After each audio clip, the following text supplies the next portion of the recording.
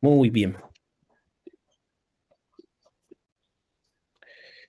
Bien, vamos a hablar sobre el hemograma. El hemograma es uno de los análisis que todos ustedes como médicos lo van a solicitar en algún momento de su vida como médicos y que probablemente sea uno de los análisis más solicitados en los ambientes hospitalarios. Por lo general, cuando tú quieres aproximarte a cómo está el estado general de un paciente, hay que pedirle un hemograma. ¿Por qué son importantes? Porque nos va a dar información de tres líneas celulares hematológicas muy importantes, que son los neutrófilos, los leucocitos, los glóbulos rojos y las plaquetas. Nos sirven para orientar las posibilidades diagnósticas, ¿no? Por ejemplo, yo puedo sospechar que un paciente está enfermo de acuerdo a si tiene los glóbulos rojos disminuidos, o si tiene los leucocitos aumentados, o si tiene las plaquetas bajas. Entonces, de acuerdo a los valores que tú puedes ir encontrando en el contexto clínico de cada paciente, vas a sospechar algunas enfermedades y puede ser la puerta de entrada para indagar las hipótesis diagnósticas que tengan cada uno de estos pacientes. Entonces, como les había mencionado, el hemograma nos va a permitir estudiar a los glóbulos blancos, principalmente caracterizado por los leucocitos, a los glóbulos rojos, que son los eritrocitos, y a las plaquetas. La mayoría de las alteraciones del hemograma no van a corresponder a una enfermedad de origen medular, sino a una enfermedad que afecta fuera de la médula a estas tres líneas celulares. Entonces, cuando vemos los valores normales, va a depender mucho del tipo de laboratorio en el que tú estés, va a depender de la población en la que tú estés y va a depender de la edad de los pacientes y por supuesto también del sexo, como pueden ver en el caso de los glóbulos rojos. Entonces, tenemos como dato de que la hemoglobina usualmente en un adulto varón suele ir en rango de 13 a 18. Por lo general hablamos de anemia cuando la hemoglobina está en menos de 13 en el varón y menos de 12 en la mujer. Hablamos de policitemia, es decir, un aumento de los glóbulos rojos cuando la hemoglobina es mayor de 18 en los varones y mayor de 16 en las mujeres. Por lo general, existe una relación de 3 a 1 entre el hematocrito y la hemoglobina. ¿Qué quiere decir eso? Un gramo de hemoglobina suele equivaler a 3% del hematocrito. Entonces, si un paciente tiene 15 de hemoglobina, por lo general va a tener un hematocrito en 45. Y eso también nos ayuda cuando hacemos el cálculo de las transfusiones de sangre, por ejemplo. Los leucocitos tienen un amplio rango que va usualmente entre los 4.500 hasta los 10.000. Generalmente hablamos de leucocitosis cuando los leucocitos son mayores a 12.000 y hablamos de leucopenia cuando son menores de 4.500.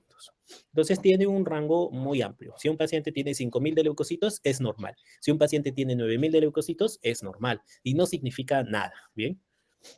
Luego tenemos algunas constantes, como son el volumen corpuscular medio, la concentración de hemoglobina corpuscular, que generalmente nos van a ayudar a identificar los tipos de anemia. Es decir, si es que estamos enfrentando a una anemia macrocítica hipocrómica, normocítica, etcétera, etcétera. Y por supuesto, las plaquetas que nos van a ayudar a evaluar el estado de coagulación de los pacientes. Por lo general, el rango va entre los 150.000 hasta los 450.000. Hablamos de trombocitopenia cuando las plaquetas son menores de 150.000. Hablamos de trombocitopenia severa cuando son menores de 20.000 y hablamos de neutropenia muy severa cuando son menores de 10.000. Bien, entonces tiene un amplio rango también. Y cuando son mayores de 450.000, hablamos de trombocitosis, que generalmente va a estar relacionada con enfermedades inflamatorias. En una primera instancia, cuando nosotros tenemos a un paciente con anemia, es decir, cuando la hemoglobina está baja, y hacemos el diagnóstico de la anemia con la hemoglobina, no lo hacemos con el conteo de eritrocitos ni tampoco con el hematocrito, porque pueden tener algunas alteraciones relacionadas, por ejemplo, al estado de hidratación del paciente. Entonces, el diagnóstico de la anemia es mediante la hemoglobina.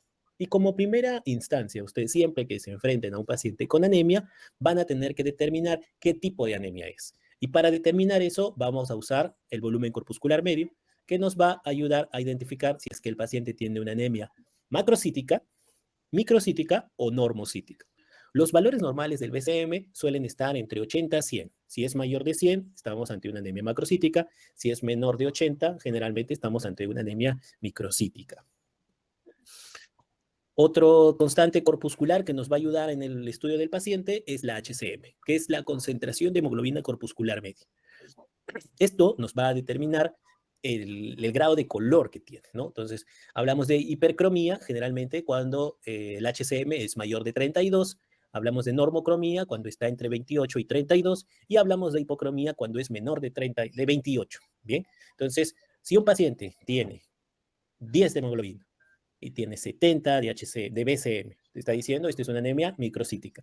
Y a la par le tomas el HCM y este HCM te sale en 24. Entonces estás ante una anemia microcítica hipocrómica. La concentración de hemoglobina corpuscular media es un análisis complementario y básicamente también te va a representar la concentración media de la hemoglobina. Este análisis te va a ayudar a determinar si tu paciente tiene anisocitosis. ¿Por qué? Porque puedes que tengas una población de tu hemoglobina que tenga microcitosis e hipocromía y otra población que tenga normocitosis e hipercromía incluso, ¿no? Entonces puede ser muy heterogéneo de acuerdo a las patologías que tú estés enfrentando. Entonces, como les mencionaba, la anemia se va a definir por la concentración de la hemoglobina. Bien, a esto hay que tener en cuenta de que la hemoglobina es distinta según la edad, según el sexo y según la ubicación del paciente. Por ejemplo, si tú estás en un lugar de altura, por lo general la hemoglobina tiende a ser un poquito más baja. Entonces, la definición de anemia es diferente. Si yo tengo a un paciente pediátrico, lactante, por ejemplo, la definición de anemia es cuando es menor de 11 gramos. ¿Bien? Entonces, es variable. Veamos el primer ejemplo del paciente que tenga la BCM baja. Esto es una anemia microcítica. La BCM disminuida generalmente se asocia casi siempre con hipocromía, es decir, con HCM y CHCM disminuida. La causa más frecuente de anemia microcítica es la ferropenia. ¿Y cuáles son las causas de ferropenia? Pues el sangrado, y generalmente el sangrado crónico. ¿Qué causas nos puede dar sangrado crónico? Un paciente con úlcera péptica, mujeres que tienen hipermenometrorragias, es decir, que sus menstruaciones son muy abundantes, pacientes que tienen sangrados digestivos impercibidos, como son los pacientes con cáncer de colon, o cualquier otra causa que te dé un sangrado crónico que generalmente no son lo suficientemente perceptibles para que el paciente acuda a un hospital.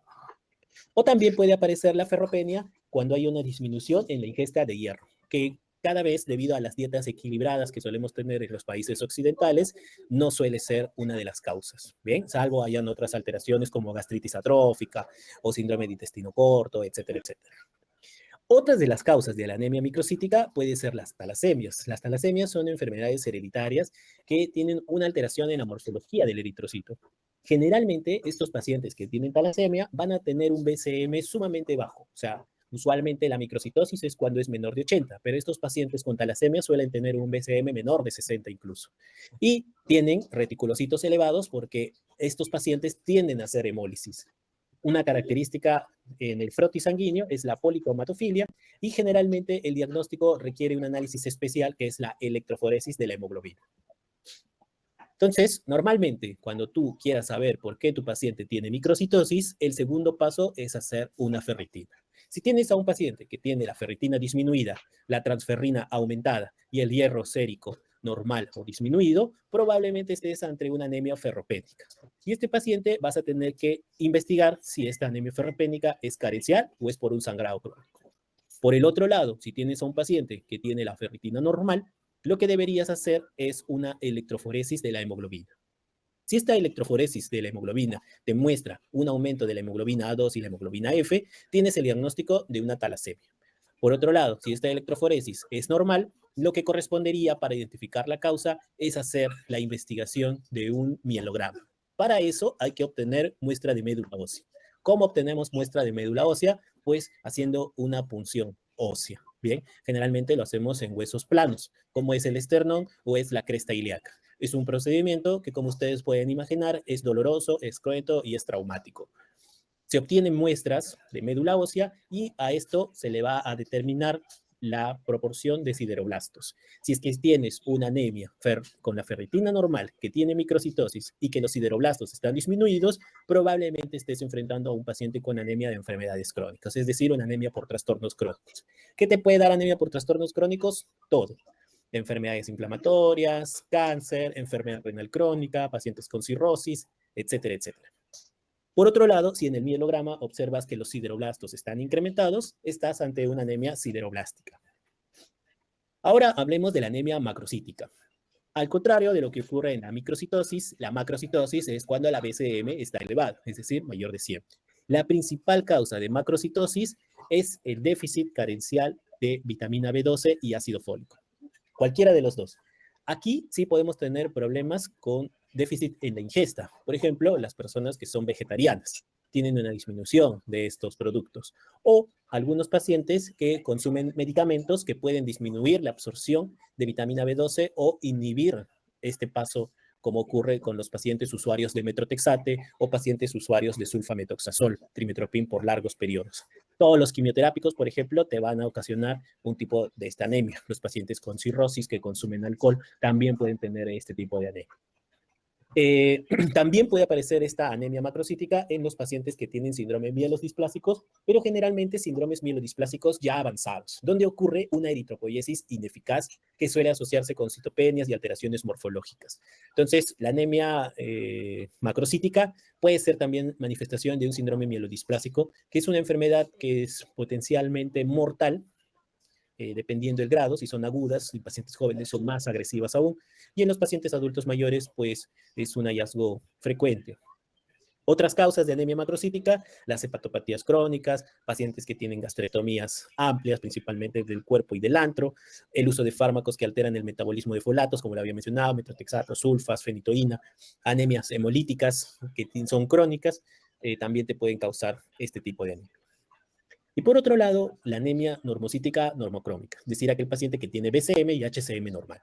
Este paciente, generalmente, aquí las causas son no hematológicas. La principal causa de esto es las enfermedades por trastornos crónicos. Dentro de ellas tenemos a la insuficiencia renal crónica y cualquier enfermedad inflamatoria, ¿no? Enfermedades autoinmunes, enfermedades del tejido conectivo, cáncer, VIH, etcétera, etcétera.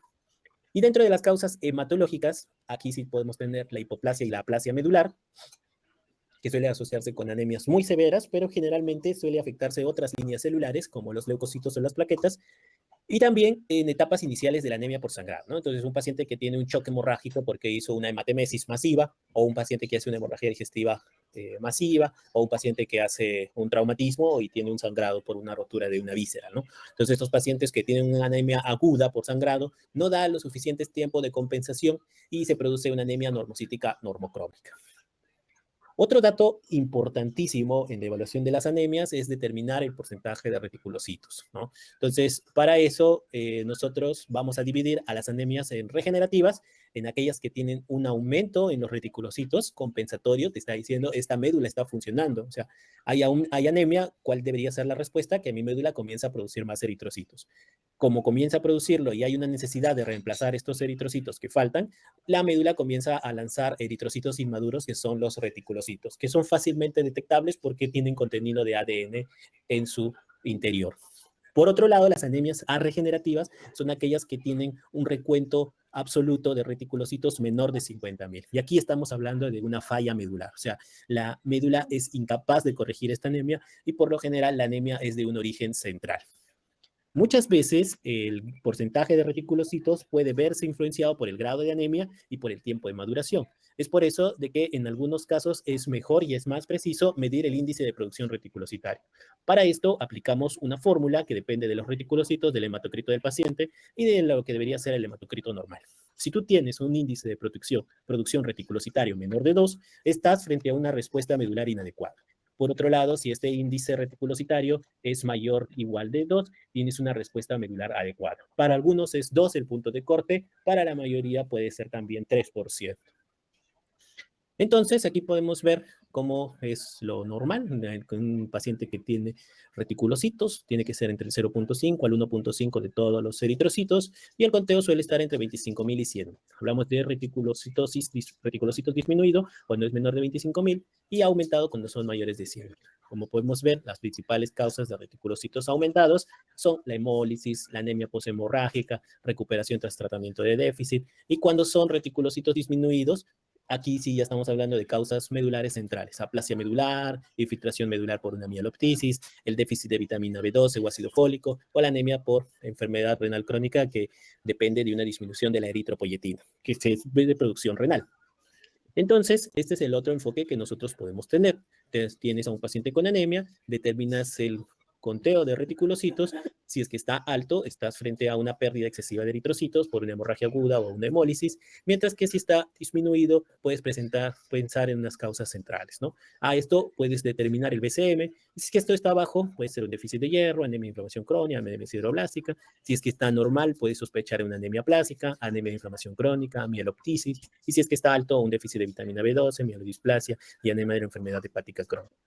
Hay que mencionar que la hemólisis es una causa muy importante y de un reto diagnóstico en los pacientes que tienen anemia. ¿Bien? Entonces, siempre que tengas a un paciente con BCM normal, que tenga reticulocitos incrementados y que no tenga evidencia de un sangrado agudo, hay que pensar en hemólisis. ¿Qué otras manifestaciones clínicas o laboratoriales te pueden sugerir hemólisis?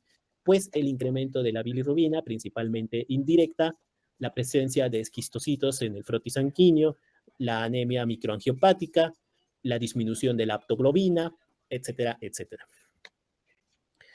Ahora hablemos de la eritrocitosis. La eritrocitosis hace referencia a cuando los eritrocitos están aumentados. También se le puede conocer como poliglobulia o policitemia. A esto vamos a definirlo con un aumento de los eritrocitos sobre su valor normal. Entonces, habíamos dicho en varones generalmente cuando es mayor de 18 y en las damas cuando es mayor de 17.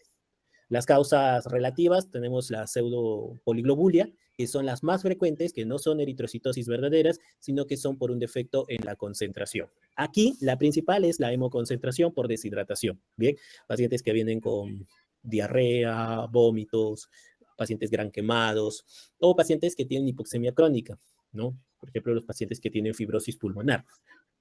O también las personas que viven en altura, ¿no? Entonces, las personas tienden a tener una disociación de la hemoglobina, de la curva de la hemoglobina, y el aumento del 2,3-difosfoglicerato que puede producir también una pseudopoliglobulia. Por otro lado, si descartamos estas tres causas, podemos enfrentarnos a un paciente con poliglobulia absoluta o la policitemia vera. Aquí, las principales diagnósticos diferenciales pueden ser el síndrome mieloproliferativo, que lo vas a sospechar porque no solo va a afectar a los glóbulos rojos, sino que también este paciente va a tener una tendencia a hacer leucocitosis y trombocitosis. Estos pacientes, por lo general, como hallazgo frecuente, pueden tener esplenomegalia. El frotis sanguíneo es un análisis que hasta el momento los métodos automatizados no son capaces de reemplazar al ojo humano de un especialista en hematología o patología clínica. Entonces, podemos tener algunas características en los eritrocitos que nos hagan sospechar algunas enfermedades. Por ejemplo, la presencia de eritrocitos acantócitos. Estos son eritrocitos que tienen un aspecto espiculado, como pueden ver. Esto generalmente lo vas a observar en la anemia hemolítica microangiopática, ¿no? Que puede estar asociado a síndromes como púrpura trombocitopénica trombótica, coagulación intravascular diseminada, etc. O pacientes que tienen hepatopatías alcohólicas, acantocitosis hereditaria, etc. La presencia de dianocitos, o también conocidos como los codocitos, como pueden ver, son eritrocitos que tienen como si fuese un signo en blanco, ¿no? Como si fuera una puntería, como si fuesen eritrocitos en diana o target cells. Esto se suele asociar con las talasemias y también con las hepatopatías obstructivas. La presencia de queratocitos, que son las células en casco, también son muy parecidos al hallazgo de los acantocitos, púrpura trombocitopénica trombótica, coagulación intravascular diseminada, el síndrome urémico hemolítico, que es una variante del PTT prácticamente, y la anemia hemolítica microangiopática. Los dacriocitos, que son las células en lágrima, son muy, muy sugestivos de mielofibrosis. ¿Bien? Mielofibrosis o mieloptisis también, que puede aparecer por infiltración oncológica o incluso por tuberculosis. Las drepanocitos, que son estas células de tipo falciformes, es característico de la anemia de células falciformes. Los elictocitos pueden verse generalmente con talasemias o también con algunas electrocitosis hereditarias o incluso a veces en la ferropenia. Los ovalocitos generalmente son eritrocitos grandes que tienen un aspecto ovalado, que suelen asociarse con la anemia megaloblástica, generalmente cuando tienes BCMs mayores de 120 incluso. Los esquistocitos suelen asociarse con anemia hemolítica microangiopática, es decir, el vaso sanguíneo disminuye su grosor y eso hace de que los eritrocitos modifiquen su forma. Los equinocitos o los crenocitos son hallazgos habituales de pacientes con problemas renales, básicamente, o déficit de la piruvinato quinasa. Los esferocitos pueden asociarse con la esferocitosis hereditaria, hemólisis, los estomatocitos con la estomatocitosis hereditaria y los megalocitos nuevamente con la anemia megaloblástica. Ahora hablemos sobre neutrófilos, los leucocitos. En los leucocitos, la neutrofilia, por lo general, cuando ocurre, esto es cuando tienes conteos de neutrófilos mayor de 8000, suele asociarse con procesos inflamatorios. La mayoría de estos procesos inflamatorios pueden ser de causas bacterianas, principalmente cuando encuentras una desviación a la izquierda. Y desviación a la izquierda estamos hablando cuando encuentras formas inmaduras, es decir, abastonados. Por ejemplo, encuentras una desviación a la izquierda de 5%, de 10%. Esto suele asociarse bastante con procesos infecciosos. Pero también pueden aparecer en causas no infecciosas, como es el estrés, el ejercicio, la hipoxia, el uso de fármacos, principalmente fármacos estimulantes, como es el uso de corticoides o adrenalina. Y también pueden aparecer en los síndromes mieloproliferativos. Por otro lado, la neutropenia hace referencia cuando el conteo de los neutrófilos son menores de 1500.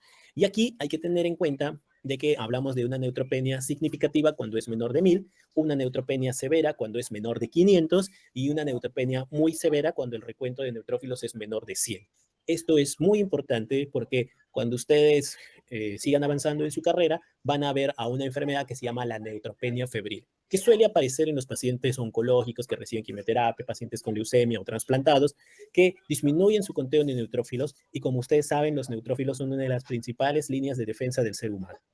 Entonces, cuando esto disminuye a menos de 500, este es un paciente que si entra un microorganismo puede ser mortal. Otras alteraciones leucocitarias podemos tener a la eosinofilia, que suele asociarse con procesos alérgicos. Generalmente la consideramos cuando es mayor de 500 y hablamos de una eosinofilia severa cuando es mayor de 1500. Generalmente cuando tienes conteos mayores de 1500, una de las causas más importantes son las parasitosis. Y aquí puedes pensar en toxocariosis, en ascariasis, en cualquier otro parasitosis que pueda asociarse con síndrome de Loeffler. Tenemos también la linfocitosis, que suele estar asociada con infecciones virales. En una infección viral, lo que te debe preocupar más que la linfocitosis, que es un hallazgo muy usual, muy frecuente, de porcentaje de linfocitos relativos mayores del 50% en la mayoría de veces, es que tenga linfopenia. Por ejemplo, yo tengo un paciente con COVID-19 o con influenza y su conteo de linfocitos es menor de 800, este paciente es de peor pronóstico, o sea, este paciente tiene un mayor riesgo de mortalidad. Y finalmente la monocitosis, que es cuando es mayor de 1000, es típica en las recuperaciones de neutropenia, convalecencia de infecciones, y hay que tener mucho ojo con los monocitos porque suelen asociarse con enfermedades inflamatorias crónicas, sífilis, pero también en algunos casos pueden ser confundidos con blastos. Los blastos son células malignas, oncogénicas. Y acá, precisamente, algunas otras alteraciones de los leucocitos, como suelen ser los blastos, ¿no? Son células grandes, un núcleo gigante, y suele estar asociado con leucemias agudas o síndromes mielodisplásicos.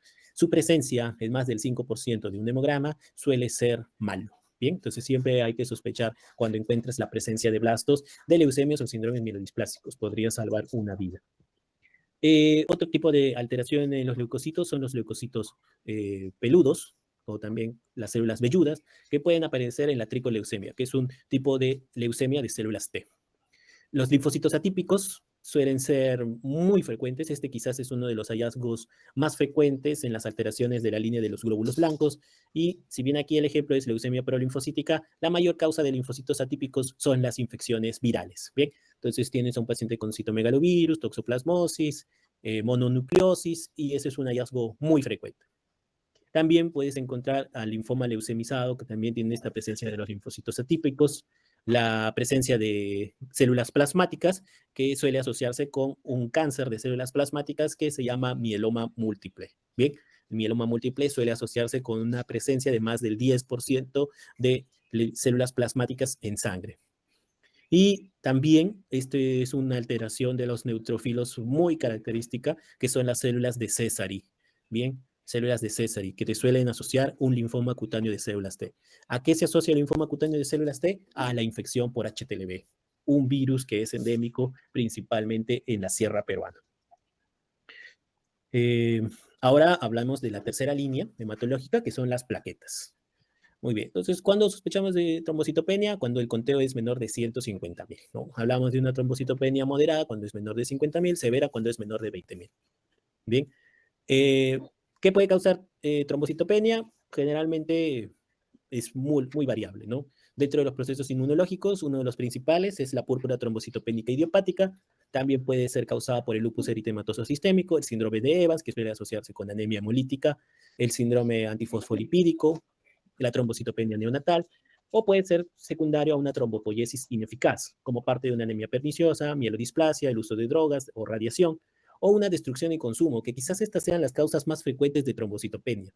Una de las manifestaciones de la sepsis, que es una condición de disfunción multiorgánica a consecuencia de un proceso infeccioso por una respuesta desregulada de tu sistema inmunológico ante un agente infeccioso, uno de los parámetros de esta disfunción orgánica, que es la disfunción hematológica, es la presencia de plaquetas bajas y suele ser un factor de mal pronóstico en muchas infecciones. Te indica severidad. Asimismo, también lo puedes observar en la coagulación intravascular diseminada, que una de sus principales causas propiamente es la sepsis. También puedes observarlo en pacientes con VIH, principalmente como parte de un síndrome retroviral agudo o la presencia de hemangiomas. Y también puede ser por secuestro, ¿no? Algunos pacientes tienen hiperesplenismo, como ocurre en los pacientes que tienen hipertensión portal, como los que tienen cirrosis, y suelen tener esto, ¿no? Plaquetas bajas. Me olvidé preguntar si están grabando la clase. Sí, ¿verdad? Ok. Oh, perdón. Muy bien. También podemos observar la pseudotrombocitopenia, que generalmente hay que sospecharlo en los pacientes pediátricos, ¿no? Entonces, a veces esto puede ocurrir en punciones venosas difíciles, donde se pueden formar microcoágulos, o a veces se puede ocurrir una agregación plaquetaria con los tubos de EDTA. ¿Cómo hay que sospecharla siempre? Si tienes un paciente muy estable y que le encuentra las plaquetas bajas sin una causa, hay que sospechar en una pseudotrombocitopenia. Y la manera de confirmarlo es repetir la muestra con otro tipo de anticoagulante, que puede ser el citrato o el ACD. También podemos tener trombocitosis, que es el incremento de las plaquetas cuando ocurren más de 450.000 plaquetas por mililitro de sangre. Las causas suelen ser reactivas principalmente, es decir, procesos inflamatorios crónicos. Bien, también puede ocurrir en hemorragias agudas, recuperación postinfección, déficit de hierro o posesplenectomía. Pero las causas que deben preocuparte de una trombocitosis son las causas primarias, es decir, como parte de un síndrome mieloproliferativo, síndromes mielodisplásicos, policitemias, mielofibrosis o la trombocitosis esencial, que puede manifestarse como un cáncer. Entonces, siempre estar atento a cuál es la cinética de estos trombocitos, ¿no? Si es que tiene una tendencia estable o hacia disminuir, o si tiene una tendencia al alza, ¿no? Mucho cuidado con la trombocitosis porque puede asociarse a fenómenos trombóticos, ¿no? O sea, el paciente puede tener formación de trombos y tromboembolismo también. Esto es el tema de los anticoagulantes. Generalmente el tubo lila, que tiene la tapa lila, son los que tienen un anticoagulante que es el EDTA, generalmente es el más usado, sirve para el hemograma básicamente.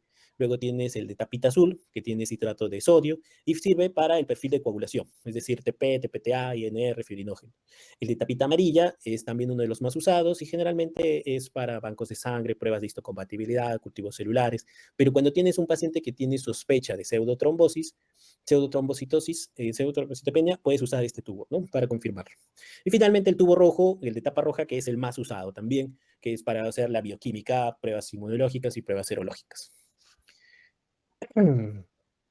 Las muestras que van a afectar en los recuentos hematológicos pueden ser muestras diluidas. La hemodilución puede condicionar una disminución del hematocrito o disminución de los leucocitos y también de las plaquetas. También hay que tener en cuenta algunos factores fisiológicos que pueden afectarla. Las líneas celulares, como es la altura, el uso de tabaco crónico, que puede aumentar falsamente los glóbulos rojos, o el ejercicio intenso, que puede ocasionar leucocitosis o neutrofilia. Por supuesto, también el tema de los fármacos. Por ejemplo, el uso de corticoide y litio se ha asociado con neutrofilia, se ha asociado con leucopenia o neutropenia, el uso de AINES, se ha asociado con trombocitopenia, el uso de ácido valproique, con pancitopenia, el uso de inmunosupresores como azathioprina, metrotexato, isotretinoína, y por supuesto pancitopenias con la quimioterapia, ¿no? Esto creo que lo hice mal, pero lo vamos a pasar. Finalmente, también dentro del estudio del hemograma podemos hacer la velocidad de sedimentación globular, que es básicamente el tiempo en una hora que tarda en precipitarse los glóbulos rojos, ¿no? Entonces, esto va a medirte la viscosidad plasmática, la presencia de proteínas y el recuento eritrocitario. Generalmente es un marcador inflamatorio. O sea, te está diciendo si está alto, mayor de 20 en las mujeres, mayor de 10 en los varones, hay inflamación. Y esta inflamación puede ser producto principalmente de infecciones, pero también puede aparecer en enfermedades inmunológicas, en pacientes oncológicos o en anemias, ¿no? Entonces, generalmente cuando es muy alto, es decir, más de 100, ya te está hablando de problemas más serios, ¿no? Mieloma múltiple, macrobulinemia, cáncer metastásico, colagenopatías o linfomas. Su limitación es que es muy poco específico, ¿no? Entonces puede elevarse prácticamente por todo. Y dentro de sus ventajas es de que es una prueba simple, es económica y es útil como un marcador inespecífico de enfermedad, ¿no? Principalmente títulos muy altos suelen sugerirte que estás enfrentándote a un paciente que está enfermo. Y bueno, eso es lo que quería compartir con ustedes, doctores. Sé que es un tema muy amplio. Como les me había mencionado, van a enfrentarse a muchas enfermedades con un simple hemograma, puede ser cualquier cosa. Pero eh, tengan en cuenta cada uno de los consejos que les he dado durante esta clase y no sé si existen preguntas por parte de ustedes.